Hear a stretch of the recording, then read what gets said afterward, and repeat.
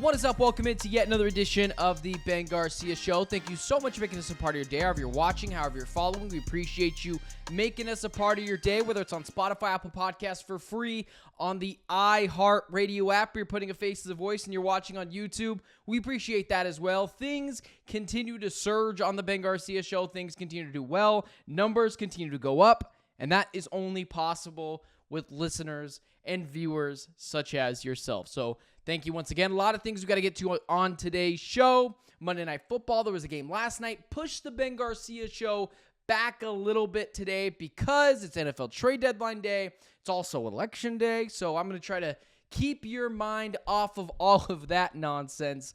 We'll get to the NFL trade deadline in just a second. But there was a Monday Night Football game last night, so let's jump into it right now.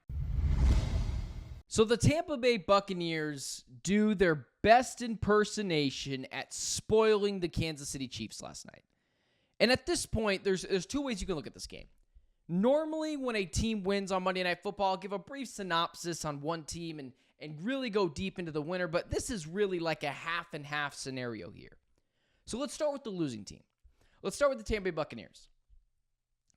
Baker Mayfield is elevating himself to a tier of quarterback that I never thought he would be. Not only is he accurate, the dude is just a gamer. There is no moment too big for him.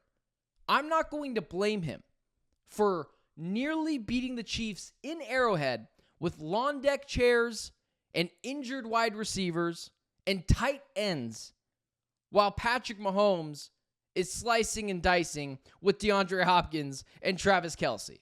Like, I'm not going to blame Baker Mayfield for that. Not to mention, the defense that Patrick Mahomes is going up against is not nearly as good as the defense that the Kansas City Chiefs have. Baker Mayfield is sensational. There is no doubt anymore if he's a top 10 quarterback. The real question is, where does he rank amongst the top 10 quarterbacks? Is he 8? Is he 7? Is he 6? I don't know. But Baker Mayfield is just superbly awesome. And it just goes to, sometimes you need to change the scenery. And it's just took him a second to get rid of the nonsense that was Cleveland that basically just shelled him out to die out in the, the stony lonesome. Cleveland got rid of him. What happened? Typically what things happen when people leave Cleveland. They succeed. Or at least they should say the Browns. They shouldn't lump the whole city of Cleveland in there. But Baker Mayfield, with no running game last night, Cade Otton and Sterling Shepard nearly defeat the Kansas City Chiefs. This game is not on Baker Mayfield. This game is clearly on the head coach, Todd Bowles. Now, I'm an Arizona Cardinals guy. I love Todd Bowles. I think he's one of the best defensive creative minds in the NFL. I still think he's top 3 in that aspect. You have to be better. You cannot sell out on your quarterback in Baker Mayfield, who is showing everyone he's a top 8 guy potentially in this league. Todd Bowles cost the Tampa Bay Buccaneers this game. And he let down his quarterback that I just mentioned a second ago, is playing top 10 football right now, and maybe at some point top 8 football. That's how good Baker Mayfield has been. If you get a chance on the road to win the game against the back-to-back Super Bowl champions, and you option rather to take the kick than go for 2 points because of field conditions, you deserve all the blame. Now Todd Bowles is a good head coach, but you can't allow that to happen. When you have a team on the ropes like the Kansas City Chiefs, and you have Patrick Mahomes on the sideline where you want him to be, and you go for 1, you kick the PAT. You don't go for 2? That's insanity. You know how many teams would love to be in your position? I don't care if it was a backward snowstorm while hail was coming down and there was also a middle of a hurricane. You have Patrick Mahomes on the sidelines and you option to kick the PAT instead of going for 2. Anyone that would have criticized you for missing the 2-point conversion and losing that game to the Chiefs would have been an outright idiot. I would not have went after Todd Bowles. I would have said, well, you lose the game trying to go for the jugular of Patrick Mahomes and the Kansas City Chiefs? I'm not blaming you for that. I'm giving you credit. Todd Bowles royally screwed up last night and let down his team, and it very might, or I guess I should say, it very might as well stop this team from making the playoffs. It's getting really crunched up in the NFC. You kind of needed to steal a game like that. This game is not on Baker Mayfield. He has been awesome. Todd Bowles has got to be able to put more belief in his quarterback and in this offense that played super well all night and say, you know what? Go for two. Because every other team in the NFL would have wished they could have been in that position. Whether they won the game or not, it would have been the right call. You have to be better than that. And that takes me over to the Kansas City Chiefs. You know, everyone made the comparison of the Kansas City Chiefs to the New England Patriots, and I kind of agreed with that. And my take on it was they're more like the Alabama footballs of the world in the late 2000s. They just steamrolled over everyone, and it didn't matter who was on that team. Week in and week out, methodically, they just beat you.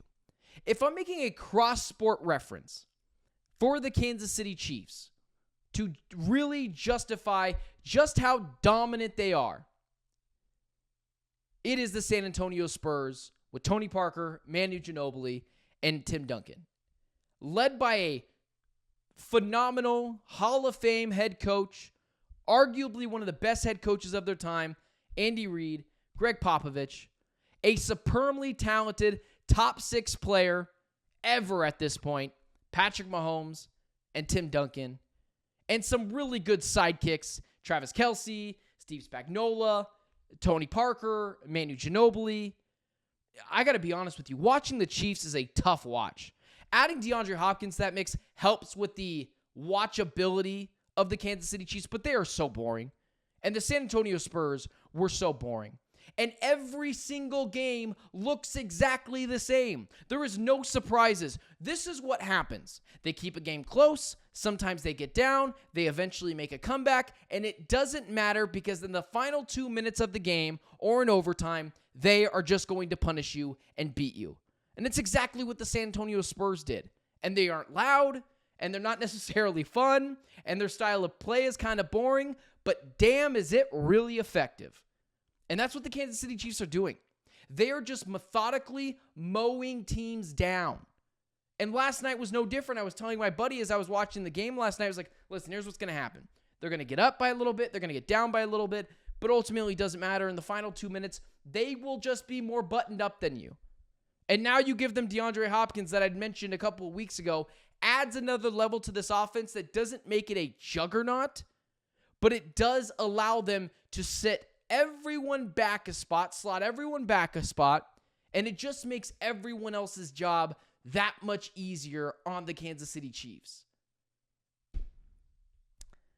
I'm not gonna go after any teams for allowing the Chiefs to get good players. You have to do what's best for your team. So the Titans basically giving away DeAndre Hopkins, but getting some draft compensation back. I'm not going to go after the Titans for that. You have to do what's best for your team, but I don't see anyone beating this Kansas City Chiefs team. I'll talk about the Buffalo Bills in just a minute here and my belief in Josh Allen, but I just don't see it. I don't know how teams are going to beat this team. I don't get it. Every game looks the same. It doesn't matter who they lose. Patrick Mahomes goes out for a second last night. He's hobbling. It doesn't matter. It doesn't matter. And they're going to get every game at home.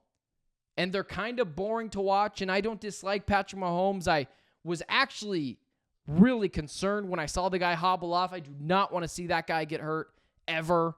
He's such a superbly talented dude.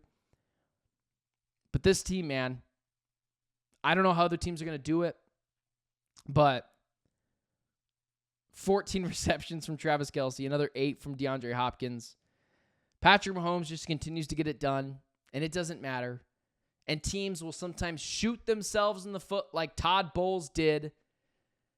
But this Kansas City Chiefs team, as of right now, they are full steam, far away ahead. The absolute Super Bowl favorites, and I don't think at this point in the season there is any team that is going to come close. Not the Ravens, not the Bills, not the Texans. It's the Chiefs. It's always been the Chiefs. Let's get into some MVP talk right now as we are now halfway through the season. You can have these conversations without feeling like it's too early. Now is the stretch of when football starts to get cold, the weather starts to change, things get a little bit more difficult. I think what you see now is Josh Allen, Lamar Jackson, and Saquon Barkley. Now, I'll make a case for each. You can make a serious case for Josh Allen to be the MVP this year, for Lamar Jackson to be the MVP this year, and my personal favorite, which we'll get to in just a minute, Saquon Barkley. Lamar Jackson, I don't think he's the MVP this year. Last year, I would have voted for him. I advocated for it. I am a Lamar Jackson believer. I'm a supporter. I'm a defender. But I do think he needs to get it done this year. You can go check out that video. I did it last week when Deontay Johnson got traded to the Ravens. But the Baltimore Ravens at this point, it's a really good offensive roster.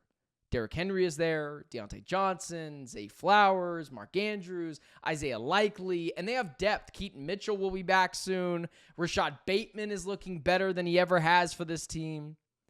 And for me, then it just goes to the other level. Well, Lamar Jackson, with all the help he does have, it is hard for me to put him over the Josh Allens, to put him over guys like Saquon Barkley. If I had a ballot right now, my ballot would go Lamar Jackson, probably Saquon Barkley, Josh Allen. Josh Allen, the difference between him and Lamar Jackson right now is very plainly he's still kind of doing it on his own. James Cook has been a good real revelation. Ray Davis has been a real revelation. Amari Cooper still injured. Khalil Shakir has been a little bit of a bright spot, but outside of that, this isn't necessarily a star-studded team. I mean, just put up the resumes of the Buffalo Bills roster and of the Baltimore Ravens roster. It just feels night and day. Not to mention the Buffalo Bills defense. It's fine. It's not bad. It's not an amazing defense. It's somewhere between mediocre and good. I don't think it's completely mediocre, but I won't go as so far to say that it's very good. Pretty decent pass rush. Corners are okay, but nothing to really write home about. Josh Allen should be the MVP favorite right now because for the 15th, it feels like straight year, Josh Allen continues to carry the Buffalo Bills. Against this Miami Dolphins team, 3 touchdowns, 1 interception, 235 yards passing, the ability to run the ball, and the biggest complaint about Josh Allen last season to not win the MVP, which I largely bought into, was, well, he just throws too many interceptions. Well, this guy, he just has too many turnovers. Okay. So far this year, 2,000 yards passing, 2,000 yards passing, 17 touchdowns, a 73 QBR, and at this point in the season, only 2 interceptions. And I can't find his passer rating at this point, but still one of the better quarterbacks in the NFL. I just want to know what the excuse is for Josh Allen now. Because last year, everyone told me, he can't be the MVP, he turns the ball over too much. To now this year, he only has 2 interceptions through 9 games, and he's doing it with definitely the worst amount of weapons amongst other contenders for the NFL's MVP. He's got less weapons than Lamar Jackson. He's got less weapons than Jared Goff. And still, week in and week out, he just does nothing but produce. He's going to likely wrap up the division before any other team has wrapped up their division. And it's not like he's beating up on bad teams. Everyone told me how good the Jets were, right? And everyone told me how good the Dolphins were going to be here, right? Josh Allen should be the MVP of this team. I'm sorry. Josh Allen should be the NFL's MVP. Not just because he's doing more with less, although it is more than he's had in previous years.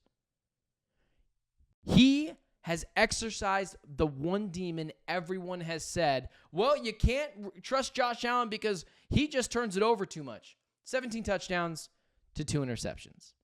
That's what Josh Allen does, with the ability also to not only pass the ball, but run it as well. He is a all phases of the game elite NFL quarterback. And that takes me to my last point. Saquon Barkley. I'm willing to admit where I was wrong on the Philadelphia Eagles a little bit. I still think their coaching is horrendous. And I don't think they think that they're a legitimate Super Bowl team, because I think coaching matters so much in this league that I just don't see them winning a Super Bowl with Nick Sirianni. I think he's a buffoon. I think that they almost lose that game because Nick Sirianni is such an idiot. But I got to be honest. Saquon Barkley has been a home run free agency signing. He's been really good for this team. He's had the ability to add another element to this team. And it got me thinking. You can absolutely ask the question at this point if Saquon Barkley should be the MVP of the NFL. What he has done to transform this Eagles team cannot be overstated. Right now, Saquon Barkley, 925 yards, 6 touchdowns on the year, with the ability to catch the ball out of the backfield. He is literally hopping over guys backwards. He's hurdling grown NFL players, professional athletes, backwards. And not only that, his ability to catch the ball out of the backfield and make life just a little bit easier on Jalen Hurts. I mean, we had the argument last year of why Christian McCaffrey should be the MVP. Why aren't we having the same conversation about Saquon Barkley? He has transformed this Eagles team, and he has thus helped elevate the play of Jalen Hurts, helped alleviate the defense so that they know the offense is going to score points thanks to him. He has won them a handful of games. And outside of one bad play where he dropped the ball against the Falcons on Monday Night Football, he has been, without a doubt, potentially the best player in the NFL. You could make an argument he has been the best player in the NFL, not just the most valuable player. And at this point in the season, if you're not buying into the Josh Allen narrative, and maybe you think that the Lamar Jackson narrative is a little bit tiresome, or you can just say he's got a lot of weapons this year, he should be this good, the Saquon Barkley narrative is right there for you to jump on. A running back hasn't won the award since Adrian Peterson, I think back in 2012. And Saquon Barkley, there has been no player in the NFL that has transformed their team more than Saquon Barkley. He's taking advantage of the elite offensive line that they have. He is alleviating pressure for Jalen Hurts. He's giving him cheap underneath throws to be able to turn nothing into something. And he's literally hurdling over players backwards, which, by the way, was the best play I've ever seen. It's better than Odell Beckham Jr.'s one-handed catch, better than anything I had ever seen in the NFL. I've never seen anything like it. I don't think I ever will again. Saquon Barkley has a real case to be this year's MVP. But as of right now, if I'm ranking them, Josh Allen, Saquon Barkley, Lamar Jackson. But you can make a very good case for all three of them. All right, the NFL trade deadline is here. It is coming fast. It is busy. It is definitely the most busiest thing today on this November 5th. Nothing big going on in the world of sports, but let's talk about some of the winners, some of the losers, and the trade deadline once again today. You know, this is going to be a little informal. I'm just going to kind of run down everything that has been reported thus far while the trade deadline, which right now, as I'm recording this, 1:56 p.m. Mountain Standard Time. That's Arizona time, if I'm not mistaken. Right now, 4 minutes to go until the trade deadline ends. You'll get kind of my instant reaction to all this and putting this in the Ben Garcia show, but a lot of things we got to get to, so let's just jump right into it. Few different trades happened today. Marshawn Lattimore to the Washington Commanders. This is what you have to do in the NFL. The Commanders went and got their guy. This is what you have to do. You have to put your money where your mouth is. Everything changes in the NFL. This idea that you have to go step by step in a rebuild is not true. Every year in the NFL, we have worst to first. Right now, the Commanders, worst to first. Right now, the Arizona Cardinals, potentially worst to first. And there's two separate iotas in this. There's two separate ways you could go about this. You can do what the Cardinals did, and I'll mention that in just a second. That's the team I cover. You can mention that the Cardinals didn't do enough. I wouldn't necessarily disagree with you. But let's keep it to the Commanders right here for now. The Commanders traded a 3rd-round pick, a 4th-round pick, and a 6th pick for Marshawn Lattimore. A 3rd-rounder, a 4th-rounder, and a 6th-rounder for a shutdown cover corner quarterback on a defense that desperately needs some help. They have played above their pay grade, above what everyone else thought they were going to be, and they rewarded them for it. This idea that you just have to go step by step in a rebuild and you will ultimately be rewarded is not true. And the Commanders front office saw that. They don't know if they're going to be amazing next year. Sure, they probably will be. They got a young ascending quarterback, but they decided, let's not wait. Let's go get our guy. It is insane to me that teams just feel like they have to wait sometimes. You don't have to do that in the NFL. Go get your guy. Windows close in an instant in the NFL. They close all the time. Championship windows aren't open for as long as you want them to be. And the Commanders recognize that. And they said, man, our offense is humming. Our defense, it is a little so-so. Let's go get a elite shutdown corner with still a few years left of prime ball. We'll give up a 3rd-round pick. We'll give up a 4th-round pick. We don't care. We are in it to win it this year. And this cannot be celebrated more if you're a Commanders fan. This is what you have to do. Just because you feel like you're going to be relevant for years to come doesn't mean you should waste years of the cheap contract you have of Jaden Daniels. There's not a specific step-by-step that you need to go through if you are in a rebuild. And the Commanders recognize that. And they said, you know what? Let's go for it this year. And next year, we're going to go for it next year. Aggressive wins in sports, and we've seen it numerous times, and it is genius that the Commanders saw a need, saw a star player, and said, let's go fix that. That's what competent organizations do. Genius. Absolutely genius for the Commanders. And going and getting Marshawn Lattimore is exactly what this team needed. A jolt in the arm, and it's what's going to eventually win them this division and potentially take them, I don't know, to the Super Bowl? Potentially the conference championship game. They are ahead of schedule, and it is genius. But more trades that are coming down the pipe. You know, let's kind of talk about the Arizona Cardinals really quickly. I won't be super long, but I do want to mention this for the Cardinals. The Arizona Cardinals go and get Baron Browning. Now, there's 2 ways you can go about the trade deadline. 2 separate ways, as the trade deadline has just now ended. You can do what the Commanders did. And eyeball that you're ahead of your rebuild and just go and get a player to help out this team and potentially, who knows, go further in the playoffs than you would have. You do not want to be sorry rather than safe. This is what the Commanders did. They went and got their guy. They said, hey, we're ahead of the rebuild. Let's go get our guy. The Cardinals did the complete opposite. I have been a defender of Monty Austin-Fort. He has had A+ after A+ drafts. But man, is the guy way too bleeping conservative. I defended him in the offseason. I said, yep, this is what you need to go do. Go get minimum marginal players that can just elevate the floor of this Cardinals team. And they did that. Mac Wilson's been a good signing. Jonah Williams was showing some spurts before he got injured. Zay Jones, more depth. You're elevating the floor. But at this point in the season, if you're the Arizona Cardinals, at this point in the season, you are 5-4. Your defense is playing their you-know-what off. And you don't reward them? You go get Baron Browning? And everyone kind of tells me the same thing of like, well, we don't know. Maybe he's good. No, he's a depth piece, guys. Look at the Denver Broncos.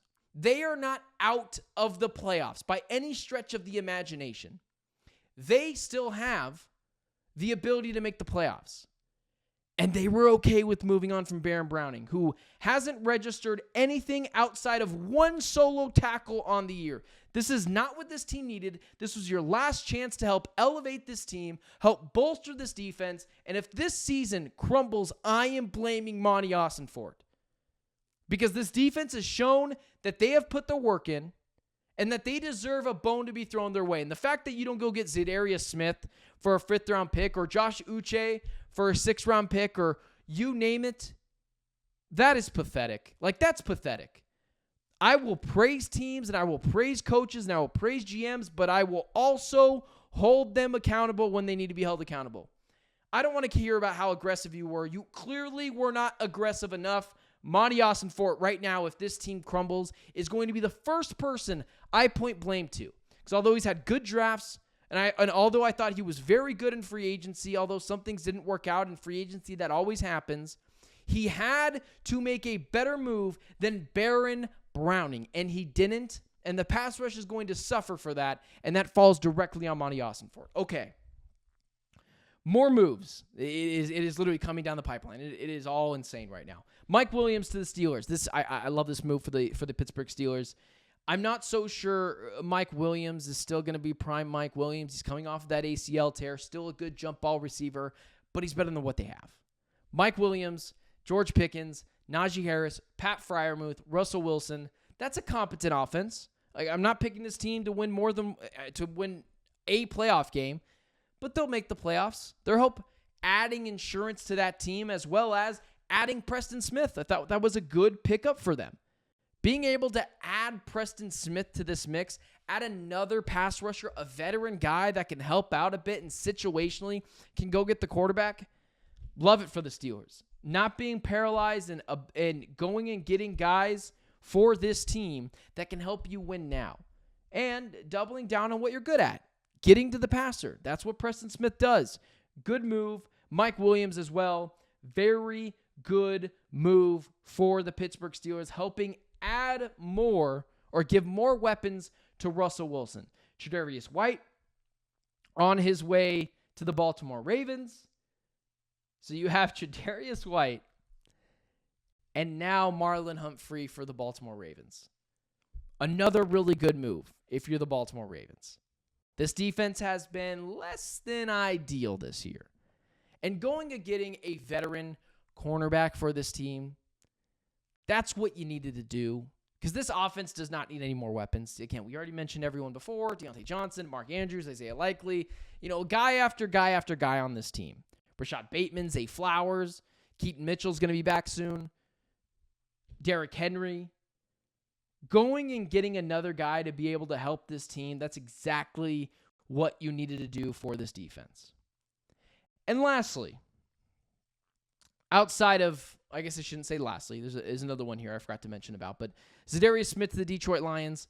I don't feel like the Lions did enough. I would have went and gotten Myles Garrett. They didn't do so. They didn't feel like it was something that they needed to do or didn't want to give up the draft capital to do so, which I understand it would have costed a first-round plus for Myles Garrett, but you needed to fill the hole of Aiden Hutchinson, and Zadarius Smith does help, but I'm not so sure he helps add the dominant pass rushing ability. I'm not so sure. He doesn't add that ability like Hutchinson was going to be able to do so, so I wish the Detroit Lions would have done more, but I don't hate it, and they didn't give up much for him. And again, it kind of goes back to my Arizona Cardinals where it's just insanity to me that they couldn't outbid one of these teams.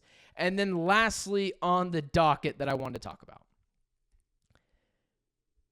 the Dallas Cowboys trading for Jonathan Mingo. I don't know much about Jonathan Mingo. I'm not going to act like I'm some Jonathan Mingo expert. But this does feel kind of crazy to me. It does feel kind of insane to me that the Dallas Cowboys felt so inclined to not go after the running back positioning, going and getting a guy like a Tony Pollard or a Tajay Spears or whoever it could be to help bolster their running back room. They went and got Jonathan Mingo. While teams are going and getting DeAndre Hopkins, or players are going and or teams are making splash moves for Zadarius Smith, they went and go get Jonathan Mingo for a 4th-round pick. The Cowboys have now given up 2 4th-round picks, one for Jonathan Mingo and one for Trey Lance. Meanwhile, the Kansas City Chiefs are getting DeAndre Hopkins, and other teams like the Detroit Lions are getting Zadarius Smith, and their team in their own division, the Commanders, are getting Marshawn Lattimore. And the Cowboys are getting Jonathan Mingo, a wide receiver who has not amounted to much in the NFL, and they expect that to be a difference maker. I mean, it just goes to show you. It's not a new take, but Dallas Cowboys are just lost. I don't know what the plan is for this team. They're trading away draft picks, what will likely be a pretty valuable 4th-round pick as Dak Prescott goes out for 4 weeks. Shows you what they think they value. Shows you what their scouts think. The Jonathan Mingo is not changing anything for this team. I mean, you had a good number 2 wide receiver in Jalen Tolbert. And it just drives me more insane. Imagine the running back you could have gotten for a 4th-round pick. You actually probably could have gotten a pretty decent guy. But it just goes to show you the competency of some teams, the Lions in going and attacking a pass rusher, the Commanders going and getting Marshawn Lattimore, and the Chiefs going and getting Josh Uche and DeAndre Hopkins. And then meanwhile, the Cowboys are giving 4th-round picks valuable trade capital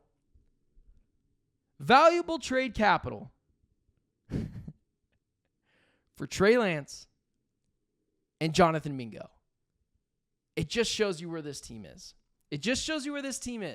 They're not competent. They don't make any sense. Everything they do, you continue to scratch your head. But that's just what it is. And that's what the Cowboys always will be until they figure it out. At this point, just an insanely incompetent and dysfunctional organization, because competent organizations do not do things like this. That is all I have for you guys right now on the trade deadline. If there's anything more, I'll continue to react to it. But for now, those are my thoughts at this moment for the trade deadline. If there's anything else, I'll get back to it as soon as anything else comes out. But it looks like as of now, to 10 p.m., the trade deadline is over, and we should be all good. Thanks for tuning in to the Ben Garcia Show. Thanks for making us a part of your day, whether you're listening on Apple Podcasts, Spotify for free, on the iHeartRadio app. We appreciate you putting a face to the voice and watching us on YouTube as well. You know, brief announcement if you made it this far. I did get laid off from Fox Sports 910 in Phoenix. I will no longer be there anymore. Thank you so much for listening for all the years on The Drive and for as long as I've been on there. I will continue to be making content on here. I will continue to be on Locked On Suns. I will continue to be on the Saturday college football show on Fox Sports 910. That is a different entity in itself. It's a little different. It's a little strange, but I'm there. And, things move on. I'm all good, and I can't wait to be with you guys again on Friday morning, reacting to Thursday Night Football. And until then, I'm Benjamin Garcia, and it's been the Ben Garcia Show.